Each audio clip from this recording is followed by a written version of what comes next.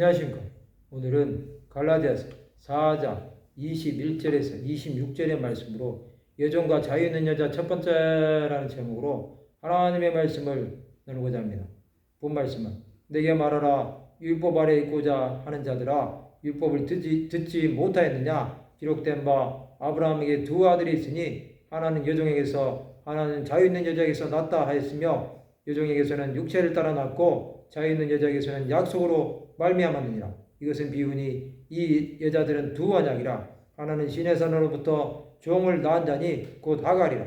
이 하갈은 아라비아에 있는 신의 산으로서 지금 있는 예루살렘과 같은 곳이니 그가 그 자녀들과 더불어 종노릇을 하고 오직 위에 있는 예루살렘은 자유자니 곧 우리 어머니라. 바울은 율법 아래 있기를 원하는 성도들에게 말합니다. 그는 율법이 말하는 것을 듣지 못합니까? 라고 질문합니다. 아브라함에게 두 아들이 있었습니다. 그 아들은 이스마엘과 이삭입니다. 하나는 여종에게서 하나는 자유 있는 여자에게서 낳았습니다. 이스마엘은 육체를 따라 아브라함의 첩인 애굽 여인 하갈에게서 낳았습니다. 또 자유 있는 여자에게서는 약속으로 말미암았습니다. 이것은 하나님께서 백세의 아들을 낳으리라는 말씀대로 아브라함의 아내 사라에게서 난 것입니다. 하나님의 말씀은 1.1핵이라도 변함이 없는 것입니다. 이것은 비유입니다. 이 여자들은 두 언약입니다. 하나는 신의 산으로부터 종을 낳은 자니 곧 하갈입니다. 하갈은 아라비아에 있는 신의 산으로서 지금 있는 예루살렘과 같은 것입니다. 종은 율법을 상징합니다. 이스라엘은 율법을 지킴으로 의로워진다고 생각한 것입니다. 하갈은 그 자녀들과 더불어 종노릇 하였습니다. 율법은 하나님께 가까이 가는 것을 막은 것입니다.